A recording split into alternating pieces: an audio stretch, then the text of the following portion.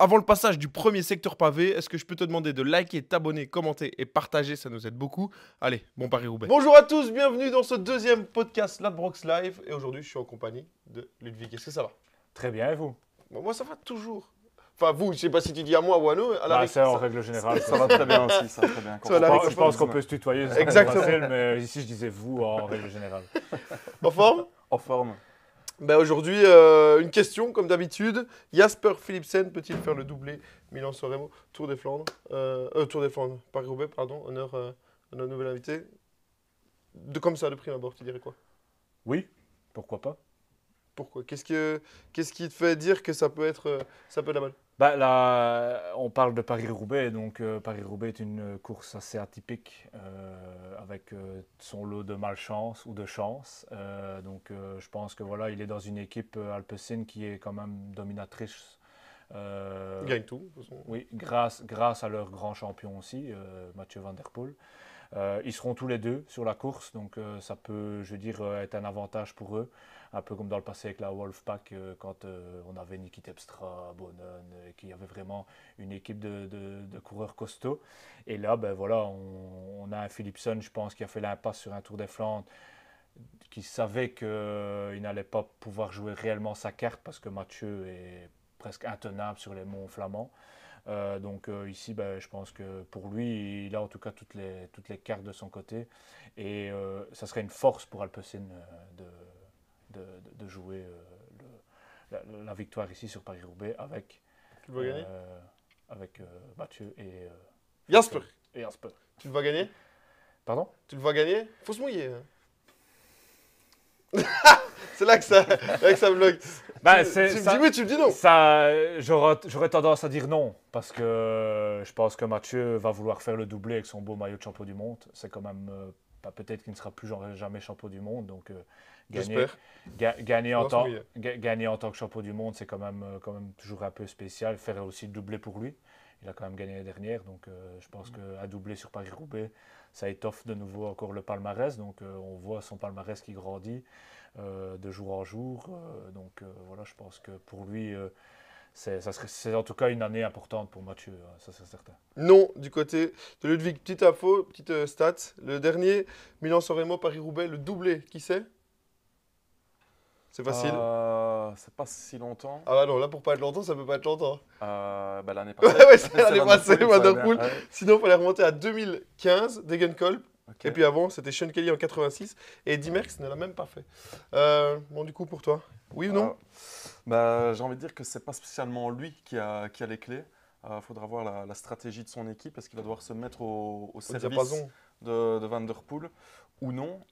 Je trouve que sa non-participation, comme Ludwig en parlait au Tour des Flandres, donne peut-être quelques indices là-dessus. Est-ce qu'on lui a dit, écoute, ne viens pas au Tour des Flandres parce que tu sert à seras rien. coéquipier et ça ne servira à rien, ce sera tout Van Der Poel, mettra casse la semaine prochaine, tu partiras sur le même pied que Van Der Poel? Ou est-ce qu'on lui a dit ça ne sert à rien, économise-toi pour te mettre au service de Van Der Poel? Donc ça, c'est des infos qu'on n'a pas. Comme Ludwig l'a dit, je pense qu'il y a le doublé ici qui n'a plus été fait.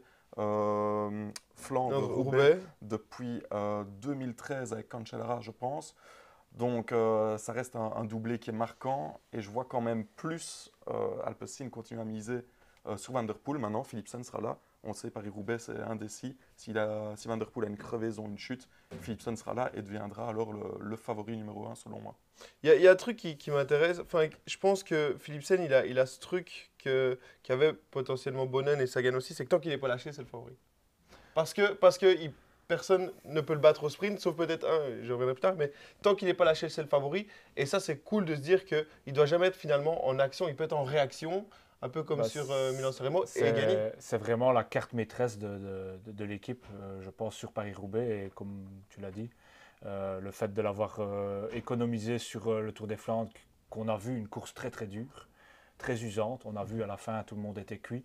Donc finalement, lui, il a peut-être fait une longue sortie d'endurance avec quelques exercices, mais il arrive frais. Il refait un petit rappel. Aujourd'hui, petite piqûre de rappel. Let's go. Juste pour aller mettre un peu d'influx nerveux. Pour info, on filme avant la course, hein, donc si ça tombe. Voilà, en espérant si ça tombe, non. En espérant que tout se passe bien Exactement. pour lui, mais bon, voilà, Sinon, ça envoie demain. c'est un gros. C'est le favori aussi du jour, je pense, parce que c'est une course de pur sprinter pour aujourd'hui. Et je pense que c'est vraiment l'atout, en tout cas, le joker de chez Alpecin pour dimanche sur Roubaix, quoi. Ouais, moi j'ai un truc qui me dérange un peu, c'est les conditions météo. Il va faire quand même plutôt humide, on voit les photos beaucoup, hein, les chèvres qui mangent les herbes. Mais c'est du chaud. Ouais, c'est du chaud, mais on voit que le pavé est quand même très humide, que ça va être comment j'ai envie de dire, un Paris-Roubaix un peu de spécialiste. J'ai regardé Philipsen, ses 2 participations, bon, une 2e place, mais bon, j'ai envie de dire, des gars qui ont fait des 2e places sur Roubaix qu'on n'a plus vu après. Il y en a. Donc, moi, c'est ça qui me fait un peu peur, c'est ce côté, ça va être pour les purs spécialistes, ça va être un endroit où il faudra quand même de la puissance et tout ça. Et j'ai un peu peur de cette météo pour Jasper. C'est sûr qu'il part peut-être avec un petit déficit technique sur certains.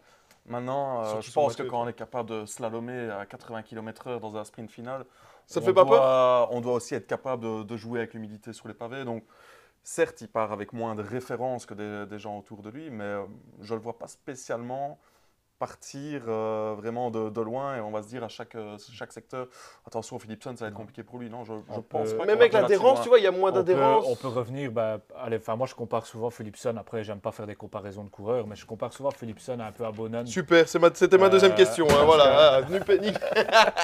Parce que quel est le profil de Philipsen?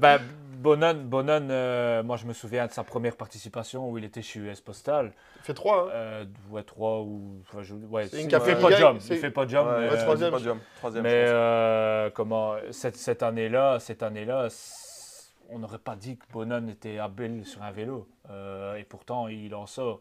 Comme tu l'as dit aussi, il y a eu des mecs qui ont fait 2e qu'on n'a plus jamais revus. Peut-être que c'était des gens... Turgot, Chalinghi. on peut même revenir sur un Dillier qui a fait aussi une course extraordinaire il y a quelques années avec Sagan. Finalement, Dillier, bon, maintenant il est dans l'ombre un peu de Mathieu aussi et de Philipsen du coup ce dimanche.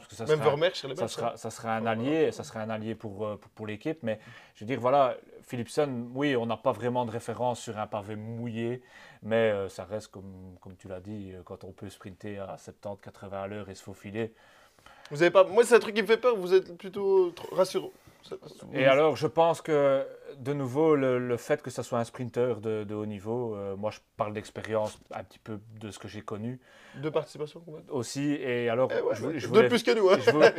Je voulais venir aussi là-dessus, c'est qu'à un moment donné, quand il pleut, il y a des coureurs qui aiment ça. Moi, je faisais partie de cette catégorie de coureurs. Et je pense que Philipsen, on a déjà bien vu, ça ne le gêne pas. C'est un guerrier, c'est un flahut, comme on dit. Hein, donc, les Belges sont plutôt à l'aise. Souvent, généralement, et je pense que voilà, Mathieu n'aura pas de souci aussi avec ça, à l'instar d'autres coureurs qui auraient pu faire une belle place, qui eux, sur la flotte, peuvent avoir des problèmes, quoi. Ouais, je suis assez d'accord, excuse-moi de te couper, mais je suis assez d'accord avec ça. Philipsen aime ces conditions aussi. Il y a déjà eu plus d'une course où les conditions climatiques sont compliquées. On voit plusieurs profils de sprinteurs totalement disparaître et lui est toujours là avec des hommes forts, des hommes un peu plus puissants, peut-être plus baroudeurs, mais il les accompagne jusqu'au bout. Donc je pense que ça rejoint un peu la comparaison avec Boonen. C'est un gars qui sprint très bien.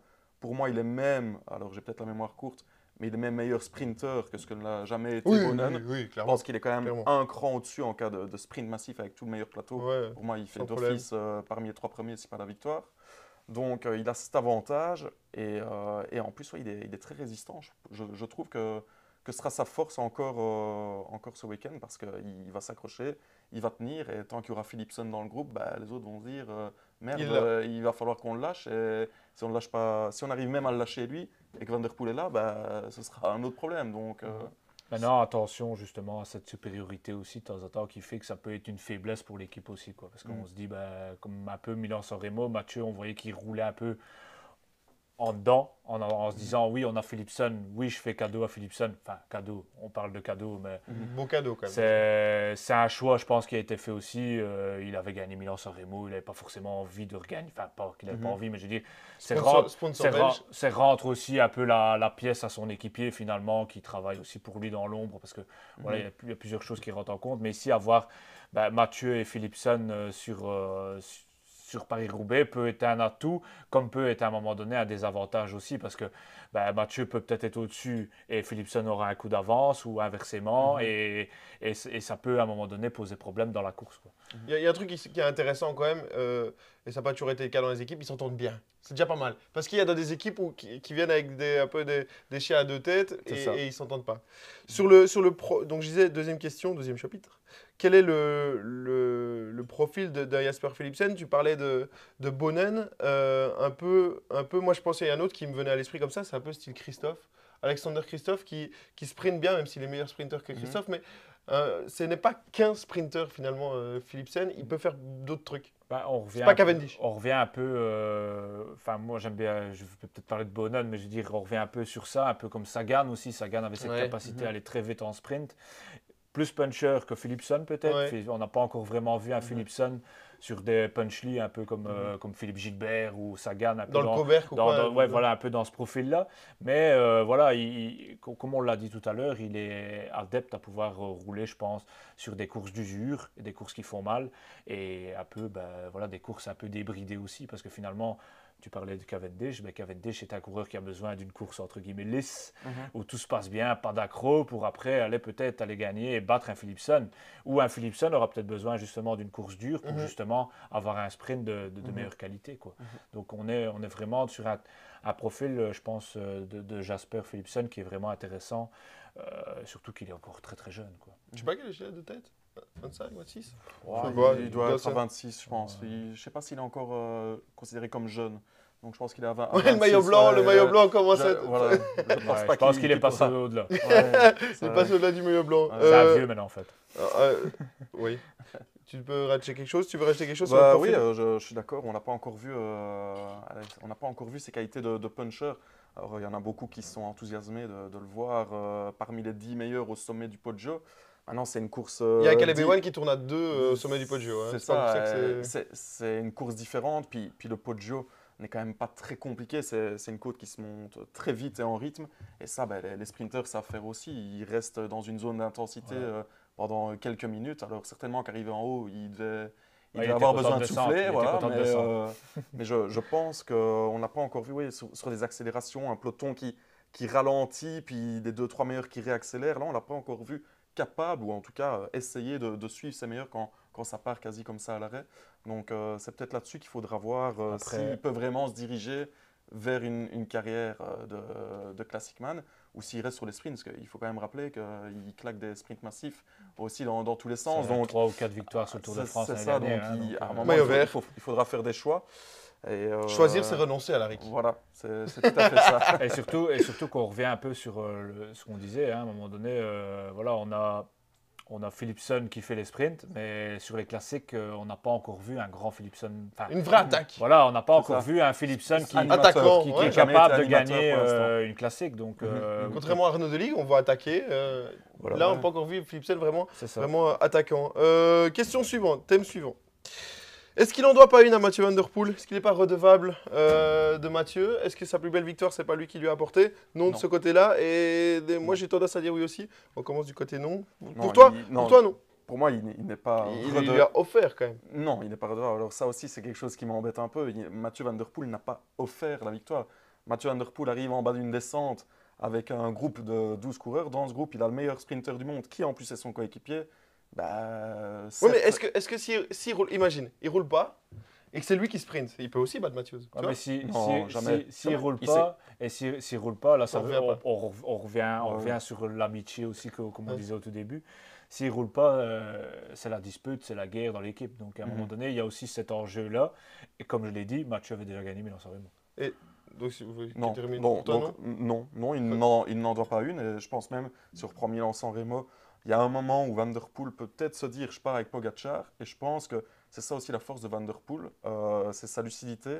Il doit certainement se dire qu'à ce moment-là, c'est quand même sa course de reprise, il se dit peut-être si je pars seul avec Pogacar, j'ai moins de chances de faire gagner mon équipe. Je sais que pas loin derrière, j'ai le meilleur sprinter du monde. Et puis voilà, on joue le jeu de l'équipe à ce moment-là. Il a déjà gagné un Milan-San Remo, donc il n'a pas cette nécessité de tout donner pour ça. Mais pour moi, Philipsen ne doit rien à Van Der Poel. Van Der Poel a juste À un moment joué son rôle d'équipier pour Philipsen. Non, mais genre, imagine, Mats Pedersen est devant à 30 secondes d'avance. Tu as un groupe avec Mathieu, Jasper et les autres. Est-ce que Mathieu ne dit pas à Jasper, va rouler, je t'ai offert Milan Sanremo? Je sais pas, moi je suis pas dans. Ça J'ai pas, m'étonnerait. dans, Tout le monde dans, roule. dans la radio. Je pense pas. Je pense que dans cette sacrifie pas, situation-là, quoi. comme tu l'as dit, il a le meilleur sprinter avec lui, il doit se sacrifier. Et on l'a déjà vu se sacrifier sur le Tour de France, on l'a déjà vu se sacrifier sur d'autres courses pour Jasper. Donc, je pense que moi je le rejoins à ce niveau-là. Il n'est pas redevable de Mathieu, quoi. Il ne sera pas. Je pense que voilà, maintenant. On vient sur un Paris-Roubaix, ils sont à 2, qui est-ce qui va gagner? Là, c'est peut-être plus compliqué. Mais voilà, à voir. Je pense pas en tout cas, je ne le prends pas comme un cadeau. C'est vraiment un choix à un moment donné dans l'équipe aussi, peut-être à la radio aussi. Attention, il ne faut pas oublier que derrière les directeurs sportifs, les managers qui à un moment donné prennent les décisions aussi. En bas de la descente, on a certainement dit à Mathieu, écoute Mathieu, Jasper est là, il peut gagner. Il n'y a pas plus vite que lui dans le groupe. Jasper avait certainement dit, je suis au top, je suis bien. Mais il a dit qu'il avait crié voilà, à la radio, donc je suis là, je suis bien. à partir de pour ce moi. moment-là, tu fonces et tu mets toutes les cartes de ton côté pour gagner Milan-San Remo. Ouais, je me rappelle quand De Volder gagne 2 fois d'affilée le Tour des Flandres, Bonnel, il les avait un peu. Là. Ok, donc pour vous, pas redevable. Moi, je trouve un petit peu que oui, mais bon, c'est pas grave. C'est bien qu'on soit pas d'accord. Et je pense que Mathieu ne la laissera pas. Dernière petite question là-dessus. Enfin, sur un que je vais vous poser. Dans la hiérarchie, un peu, dans les cotes et tout ça, Jasper, deuxième. Vous le mettrez là, vous? Je trouve ça un peu haut. Je pense qu'il y a des gens devant lui, mais. Excuse-moi, mais moi, je trouve que le grand favori reste Van Der Poel. Si Van Der Poel n'est pas là pour jouer la victoire, c'est qu'il a crevé, qu'il a joué de malchance. Et derrière lui, je ne vois pas grand monde lâcher Philipsen. Je le rejoins entièrement. Et on a vu un Pedersen diminuer, je pense, sur le Tour des Flandres. Mais pour moi, on va dire le deuxième derrière Mathieu Van Der Poel, ça sera Pedersen avec un Kuhn qui avait l'air aussi très costaud malgré sa chute sur le Tour des Flandres. Surtout qu'on est sur une autre course pour Paris-Roubaix. Donc voilà, Philipsen est là. Comme je l'ai dit, ce sera vraiment la carte joker. Le joker de l'as de pique dans la manche. Voilà, et c'est vraiment, je pense, l'atout de la course. Attention qu'un sprint à Paris-Roubaix à la fin, c'est pas le même. Hein. On a vu Vermeersch qui bat Mathieu. Bon, est-ce que Mathieu a fait le sprint à fond? Ça, c'est une autre question. On a vu Heyman battre. Non, cette course n'a jamais existé. Cette course, je sais pas. Non, Mathieu Heyman n'a jamais battu. Il n'a jamais gagné Paris-Roubaix. Il ne faut même plus en reparler. Moi, je pense c'est un très mauvais souvenir. Mathieu Heyman n'a jamais gagné Paris-Roubaix. Dernier sujet, les petits gars, pour comment on finit la semaine passée. Mathieu Van Der Poel, Mathieu Van Der Poel, petit lettre battu. Moi, j'ai un nom que j'aimerais bien vous citer. Je vais donner mon argument. Il est belge aussi, il s'appelle Tim Merlier. Je l'ai trouvé quand même pas mal sur le Tour des Flandres. C'est une course qui lui convient beaucoup mieux. Il y a aussi tout ce bagage cyclocross, Tim Merlier, qu'on sait qui est très important sur un Paris-Roubaix. Et lui, peut-être, il y a peut-être qu'on parle d'un mec qui peut battre Philipsen au sprint, c'est peut-être lui. Je pense que, attention à lui, ça peut être la meilleure carte de son équipe. Et je ne sais pas pourquoi. J'ai un feeling avec Merlier aujourd'hui. C'est Steve Chenel qui m'en avait parlé justement. Et je suis assez d'accord avec lui. Est-ce qu'il peut être battu? Déjà, c'est la seule course où tu peux gagner en étant dans l'échappée matinale. Le seul monument. Mais c'est plus compliqué à gagner. C'est peut-être la seule manière de gagner, ce que ce soit dans l'échappée matinale. Je ne le vois pas à la régulière suivre les meilleurs, les accompagner jusqu'au bout. Et éventuellement les surprendre. À la régulière, je ne le vois pas faire. Non. Maintenant, je peux peut-être me tromper. J'espère qu'on verra dimanche. Non, mais sinon... Ce serait la grosse cote qu'il emporte, mais à part avec un scénario anticipé où lui, en effet, va pouvoir rester devant, rester sur un tempo, etc. Mais sinon, quand ça va accélérer derrière, pour moi, il sera peut-être un cran trop court. Il est, je vais dire, un ou deux crans en dessous de Philipsen, peut-être encore, sur les pavés. Et ça lui coûtera. Je ne suis pas sûr, moi. J'espère, je ne sais pas pourquoi. J'espère que je me demande qu'à me tromper aussi. Hein, une victoire belge, s'il vous plaît. Voilà, sinon, il peut être battu, Mathieu. C'est une course compliquée, quand même. Je pense qu'il peut plus être battu ici que ce qu'il ne pouvait l'être au Tour des Flandres. Il fallait la courir, la Flandre. Oui, voilà. Mais Je pense qu'il peut être battu, mais il faudra quand même quelques circonstances favorables pour ses adversaires. Il faudra un moment qu'il y ait une petite crevaison, qu'il soit un moment bloqué, retardé, mais qu'il ne puisse pas être dans les 10 premiers au moment où ça accélère. Mais sinon, je pense qu'à la régulière, si Van Der Poel ne tombe pas ou ne crève pas, je ne vois pas comment il peut être battu. Tu te rappelles qu'on avait dit il faut laisser tout le poids de la course et ça, ils l'ont pas fait. Ouais, non, ils ont fait tout sauf ça. Ils ont fait tout sauf ça, donc Ouais. si ça tombe, laissez-lui, laissez-le se démerder. Ouais, de nouveau, je pense qu'on se rejoint là-dessus. Je pense que Mathieu, hormis un pépin, comme tu viens de le dire, mécanique. Un jour sans, pas possible. un Comme au bruit. championnat du monde, c'est pas possible. Au vu de ce qu'on a vu les dernières semaines, non. Je pense pas. Le mec, il est à 100%. Je pensais pas qu'il allait être aussi bon sur les classiques par rapport à son hiver, par rapport à sa période de cross. Honnêtement, il m'impressionne. Maintenant, on est dans une nouvelle ère avec les mecs qui partent en stage, qui font de la préparation vraiment différente de ce que moi j'ai connu à l'époque.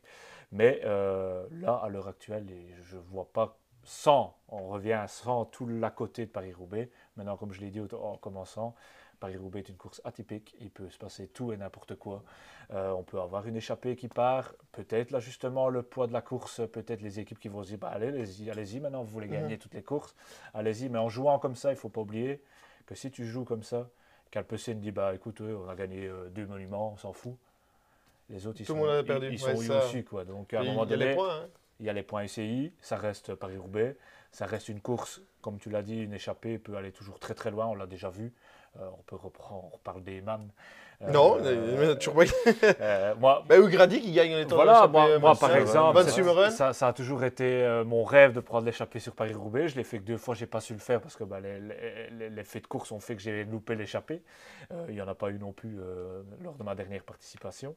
Et si tu es dans l'échappée, tu as déjà, comme je le disais, un coup d'avance. Donc je pense qu'on va voir, on parlait de Merlier, une grande, en tout cas je l'espère parce que je suis quand même un peu triste dans l'attitude de Soudal, qui est une équipe quand même de classiques qui ont allé tourner. Quand on parle des Tom Bonnen, quand il parle de l'époque Bonnen et Ben, qu'on va voilà, quick step comme ça.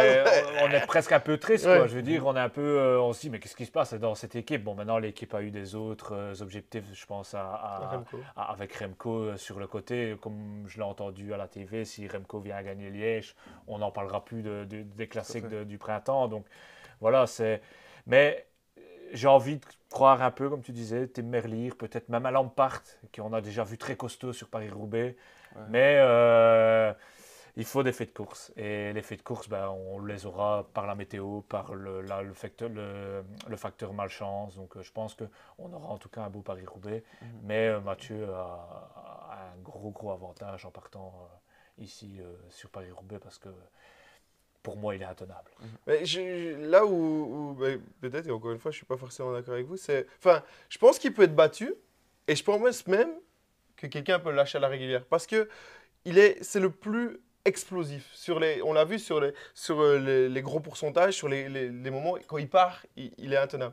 Par contre, des fois en puissance, que je parle notamment dans les cyclocross et tout ça, quand c'était boueux, Wout pouvait le battre, il était même un pitcock. Mais pas sur cet hiver. Hein. Non, pas sur cet hiver, on parle de l'hiver. Bon, Wout n'a pas fait le même hiver, il aurait peut-être dû le faire, on en avait parlé. Mais je veux dire, c'est celle qui lui convient le moins par rapport au Tour des Flandres. Bonnen, c'était le contraire. Roubaix lui convenait beaucoup mieux que les Flandres. Ici, j'ai l'impression que... Ben, un peu comme Wout, enfin je te coupe. Ouais, mais elle lui convient beaucoup mieux à Wout. Pour moi, Wout, allez, c'est pas sans crevaison, il gagne l'année passée. Il y en a un qui m'a dit dans les commentaires, non, moi je pense que sans crevaison, il gagne l'année malheureusement, on passée. le saura jamais. On le saura jamais. Mais je veux dire, je pense du plus profond de moi que quelqu'un peut lâcher sur les pavés. Parce que des fois, en termes de puissance, quand je vois, tu vois par exemple le Koppenberg lui convient beaucoup mieux que le vieux Quarmont. Tu vois, dans ce sens-là, et je pense que ça peut arriver un grand jour. Il y a des gens qui ont des états de grâce sur cette course. Il y a des gens, c'est leur course de l'année, il se passe des trucs de fou, et tu te dis, c'est pas possible. C'est une course atypique. Ouais, et je pense que ça peut arriver, tu vois. Il y a vraiment des facteurs qui rentrent en compte sur cette course où, à un moment donné, tu as la passion, l'amour de cette course qui te transcende, en fait. Et je pense que, bon, on disait O'Grady, Van Sumeren, ces mecs-là qui ont gagné, c'est des mecs qui adoraient cette course, quoi. Et ils ont eu un jour, ben, entre guillemets, cet état de grâce, cet état de chance, pas de crevaison de nouveau. l'échappée qui va très très loin, les kings qui se regardent un peu derrière aussi. Donc à un moment donné, voilà, c'est vraiment une course atypique. Et c'est là qu'on peut avoir un vainqueur différent, comme on le disait. Mais C'est la plus belle. Déjà, c'est une Ah, course. Le matin de Paris-Roubaix, c'est où tu te branches directement. Autant si tu rates les 120 premiers kilomètres de Milan-San Remo, pas qu'on s'en fout, mais on s'en ouais, fout. même, Tu vois. c'est gentil. même le Tour des Flandre, hein, en Ouais. soi, les 100 premiers kilomètres du Tour des Flandre, c'est pas très très grave ça. de Là, pas. louper. Ouais. Celui-ci, il faut être là quand même. Roubaix, c'est atypique. Comme je C'est dis, atypique, c'est c'est atypique. atypique. C'est vraiment une course que, enfin, moi étant gamin, comme tu le dis, je regardais. Enfin, avant, il n'y avait pas l'intégrale. Maintenant, on fait Non, l'intégrale. ouais, non. C'est nouveau. Mais c'est vrai que dernièrement. En même temps, avec Pogacar, t'as qu'à 272 km de l'arrivée, t'es Il vaut obligé de mieux. mettre Voilà, l'intégrale. Sinon, voilà. t'as déjà raté. Je pense que c'est. Je crois que ce sera des Bianchi. La TV prend, la course est Ouais. finie. Ben merci les gars, merci beaucoup pour cette petite analyse sur Paris-Roubaix. Le but ici, bon, c'est fait nos 2 premiers épisodes, c'est de continuer comme ça sur les classiques, sur toutes les grandes courses. Un petit débat. Ludwig, on se reverra. Avec plaisir. J'ai entendu l'oreille, t'offres un maillot. Mais Ah, si je suis invité la prochaine fois, je serai là. c'est pris en régie, on note tout ça. Ok, le rendez-vous est pris. Et ben voilà, merci Alaric, merci Ludwig. Merci à vous pour l'invitation. Avec plaisir. À la prochaine. Ciao.